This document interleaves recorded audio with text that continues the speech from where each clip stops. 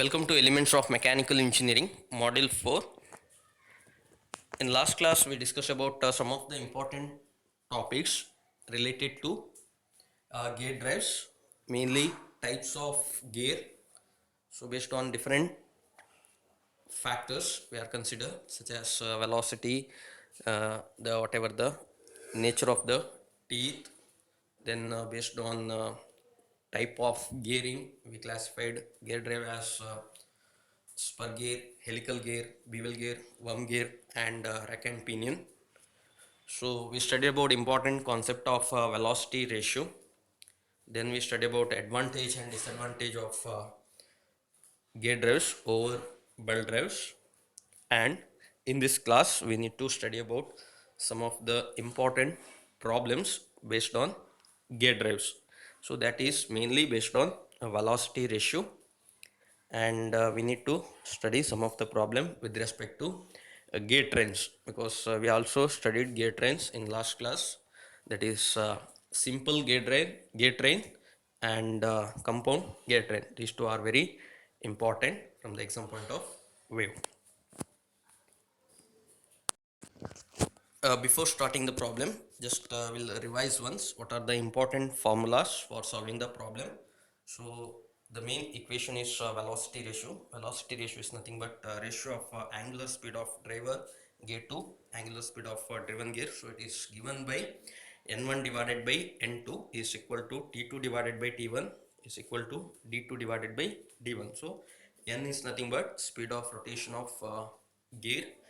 T is nothing but number of teeth on particular gear, and the small letter d is nothing but pitch circle diameter of that gear.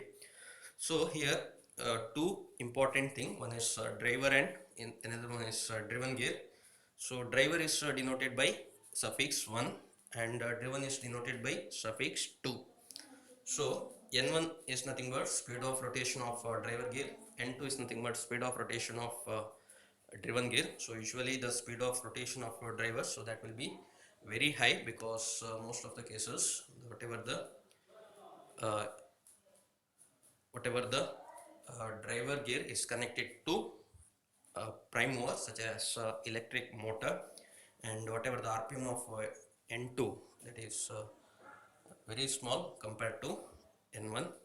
And second thing you have to know then, that is number of teeth. T1 is nothing but number of teeth on driver, that is the T1 is usually having lesser number of teeth than T2. T2 is nothing but number of teeth on driven gear. So usually the driven gear will be whatever the size, that will be bigger one. So that's why number of teeth on driven will be more. And D1, so D1 stands for pitch circle diameter of smaller gear or driver gear, and D2 is nothing but pitch circle diameter of driven gear. So if you find velocity ratio, then easily you can find out train value. It's nothing but reciprocal of velocity ratio. So 1 by velocity ratio is nothing but train value. Now we'll start with the first problem. Two gear wheels having 80 teeth and 30 teeth mesh with each other. If the smaller gear wheel runs at 480 rpm, find the speed of larger wheel. So we need to find out what is the speed of larger wheel. The smaller gear wheel runs at 480 rpm. So smaller gear, so we'll consider as 1 act as a driver. So driver is usually runs at a higher speed, that is given here 480 rpm. So n1 is 480 rpm. n2 we need to find out. Before that, two more data are given here. The first data is number of teeth. So two values are given. So we have to identify which one is T1 and which one is T2, because driver gear is always having a less number of teeth, because whatever the size of that gear is always smaller. So that's why if the smaller gear will runs at 480 rpm, means its number of teeth is always lesser. At the same time, diameter also minimum. So that's why whatever the value given in the problem, so minimum value have to consider for driver. If it is not mentioned, properly. So that's why uh, T1 T1 is number of teeth on driver gear is given, that is 30 teeth. Similarly 80 teeth, so that is nothing but a larger gear, because its a pitch circle diameter D2 also larger, and number of teeth on that gear is 80 teeth. So they have given three parameters. So we need to find out first velocity ratio, then you will get what is the unknown speed of larger wheel, because for any uh, power drives there will be a two component, one is driver and the one is driven, because we need to transmit power from driver shaft to driven shaft. Here driver gear is connected to the driver shaft. Similarly the driven gear is connected to the driven shaft. So velocity equation is nothing but n1 divided by n2 is equal to t2 divided by t1 is nothing but d2 divided by d1, because they were not given any data related to diameter. So we can calculate velocity ratio based on these values, that is with respect to speed of rotation and with respect to number of teeth. Therefore the velocity ratio is given, because n1 value is given 480, n2 value they are not given, so you have to find out is equal to 80 divided by 30, because number of teeth on driven wheel or bigger gear is 80 and the number of teeth on driver is 30. So after simplifying, how to find out, n2 is equal to 80 divided by n2 equal to 480 into 30 divided by 80.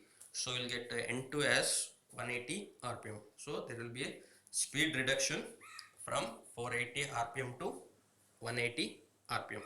So that's why we have to use gear, because whatever the driver gear, so that will runs at 480 rpm, but driven shaft has to rotate at 180 rpm. So in such application we have to use gear drive.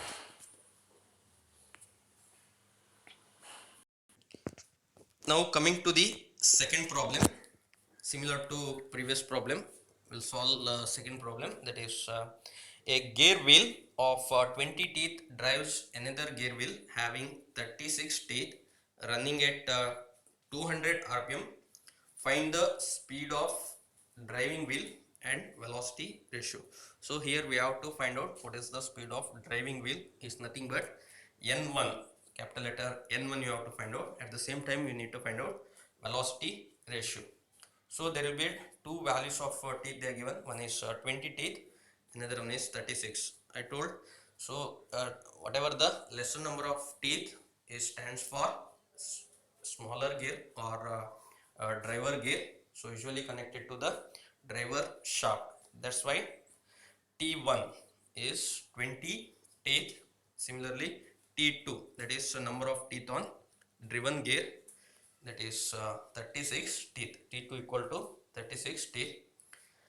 The whatever the driven gear, whatever the number of teeth 36 having, that gear runs at 200 rpm, is nothing but the speed of rotation of driven gear, that is given to 200 rpm. Now we need to find out what is the speed of driving wheel, that is n1 we have to find out along with velocity ratio. So this is the equation, only one equation you have, that is velocity ratio is given by ratio of n1 by n2 is equal to t2 divided by t1 is equal to d2 divided by d1. So n1 and n2 are speed of rotation of driven and driven respectively. T1 and t2 are number of teeth on driver and driven respectively, and d1 and d2 are the pitch circle diameter of driver and driven respectively. So in this problem they have not given uh, this term, that is diameter, they have not mentioned, so you have to leave that term. Now velocity ratio is given by n1 divided by n2. N2 value is 200 is equal to 36 divided by 20, because T2 value is 36 and T1 value is 20. So therefore N1 equal to 360. So after simplifying, so you will get speed of rotation of driver, you will get more, that is 360 rpm. So whatever the speed, so that will reduce from 360 rpm to 200. So because N1 is driver uh, gear rotation, and N2 is driven gear rotation, that is at 200 rpm. So now how to find out velocity ratio, the second question, that is velocity ratio. With the help of same equation you can find out, because N1 divided by N2, or you can use T2 divided by T1, anyone you can use. If I use velocity ratio based on speed, N1 value just now you calculated, that is 360 divided by N2. So N2 value is 200 rpm. So N1 divided by N2, so that will give you velocity ratio, that is nothing but 1.8 is to 1. So similarly you can use another equation, that is T2 divided by T1. So T2 is nothing but 36, T1 is nothing but 20. So then also you will get same value, that is velocity ratio as 1.8 is to 1. Because in some of the problem they may give you diameter, so you can use this data also, because whatever the problem is solved so far, it doesn't consist of this one, it is diameter factor, diameter value. So if they give this value in the problem, so you have to consider based on this also, that is possible. Now coming to the one of the important problem, that is based on the compound gear train. A compound gear train consists of 4 gears A, B, C, D, and they have 20, 30, 40 and 60 teeth respectively. A is keyed to driving shaft and D is keyed to driven shaft. B and C are compound gears. B meshes with the A and C meshes with the D. If A rotates at 180 rpm, find the rpm of D. So we need to find out what is the rpm of D. So there are 4 gears, namely A, B, C, D, such that so A is connected to the driving shaft and D is connected to the driven shaft. We are going to transmit power from A to D, such that there are 2 more gears, that is B and C. So that is nothing but compound gear. What do you mean by compound gear? So if a shaft it carries more than one gear, so then we call it as a compound gear. Here you can see in the diagram, that is shaft B having 2 gears, that is B and C in the same shaft.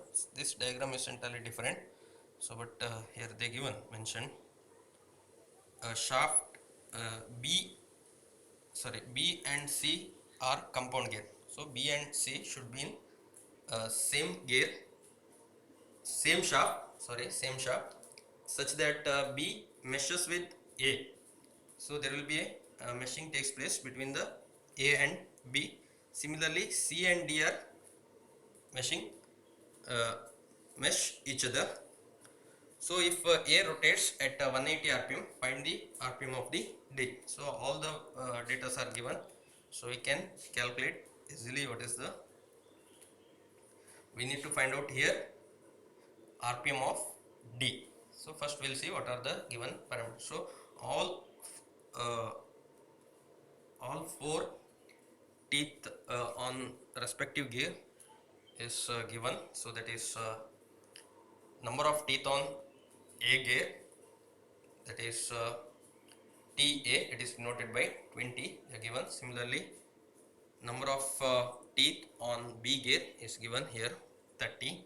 Similarly, number of teeth on C gear is given, that is 40, and number of teeth on D gear is given 60. So NA, if A rotates NA, they given 180. What is the speed of ND?